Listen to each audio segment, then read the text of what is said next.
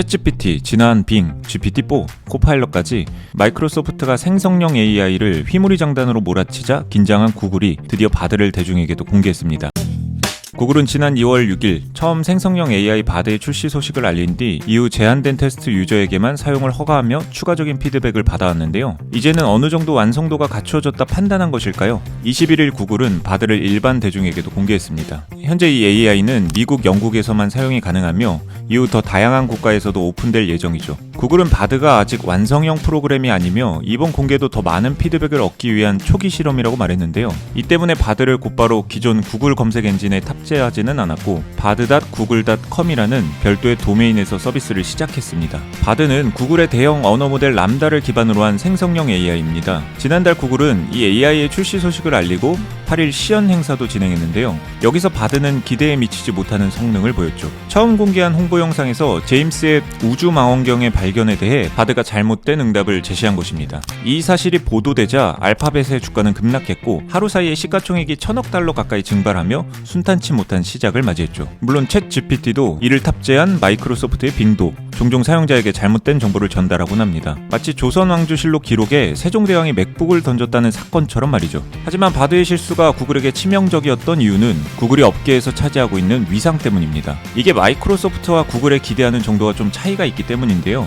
구글은 검색엔진 시장의 압도적인 1위 기업으로 AI 업계 선두를 달리고 있었고 막대한 컴퓨팅 파워와 35억 건에 이르는 일일 검색량을 고려할 때 바드의 학습량은 챗GPT보다 훨씬 많을 것으로 예상됐죠. 하지만 기대가 높았던 만큼 하나의 오류에도 주가가 민감하게 반응했던 것입니다. 그렇다면 이 바드와 빙은 어떤 차이가 있을까요? 가장 큰 차이점은 검색 결과를 응답에 포함시키는지입니다. 빙은 사용자의 질문에 빙 검색 엔진의 검색 결과를 기반으로 답변을 생성합니다. 하지만 바드는 구글의 검색 결과 데이터를 답변에 포함시키지는 않아요. 구글의 시니어 제품 책임자 잭 크로치크는 아직까지 검색 엔진을 대체하는 것은 원치 않는다고 말했죠. 현재로서는 이 생성형 AI가 구글 검색의 보조적 역할을 수행할 뿐이라 선을 그은 것입니다. 실제로 바드 하단에는 구글 검색하기 버튼이 따로 포함되어 있는데요. 이를 통해 사용자는 바드의 답변에 대한 구체적인 내용을 찾아본다던가 사실 여부를 확인해 볼 수 있습니다. 하나의 질문에 대해 3가지 버전의 답변을 제시한다는 점도 바드의 큰 특징입니다. 구글은 이를 드래프트라고 부르는데요. 사용자는 3가지 드래프트 중 본인이 선호하는 응답을 선택하거나 이를 합쳐서 새로운 응답을 생성할 수도 있습니다. 이는 바드가 생성하는 답변이 결코 완벽하지 않다는 사실을 사용자에게 인지시키기 위한 수단입니다. 크로치크는 단 하나의 응답만 제시될 경우 거기에는 일종의 권위가 생긴다라며 우리는 사실 여부와 관련해 생성형 AI에 한계점이 있음을 인지한다고 말했죠. 바드는 안전 규정에 대해서도 굉장히 엄격한데요. 불법적인 내용, 성적인 내용, 개인정보 등 구글의 정책상 해롭다 판단되는 정보에 대해서는 바드는 아무런 응답도 제시하지 않습니다. 일례로 바드는 몰로토프 칵테일을 만들기 위한 팁을 물어보는 질문에는 답하지 않는데요. 칵테일 제조법이 왜 해로운 정보냐고요? 사실 몰로토프 칵테일은 화염병을 가리키는 은어입니다. 이 외에도 바드는 암의 증상을 묻는 질문과 같이 전문적 의학 지식이 요구되는 질문에 대해서도 대답하지 않습니다.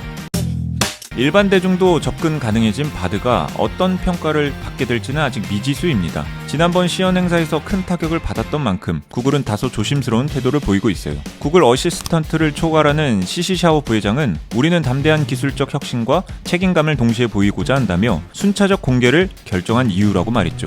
AI 전쟁에서 현재 구글의 가장 큰 경쟁자는 마이크로소프트입니다. 이 기업은 챗GPT의 개발사 오픈AI와 파트너십을 체결하고 AI 상용화에 앞장서고 있죠. 14일 공개된 GPT-4도 자사의 검색 엔진 빙에 즉각 탑재되었고요. 16일에는 오피스 365 애플리케이션에서 활용될 사무 업무 보조 AI 코파일럿의 출시 소식도 알렸죠. 불과 일주일 사이에 GPT-4, 코파일럿, 바드까지 AI와 관련한 빅테크들의 뉴스가 그야말로 쏟아지고 있는데요. 두 빅테크 간 경쟁이 어떻게 이어질지 지켜봐야겠습니다.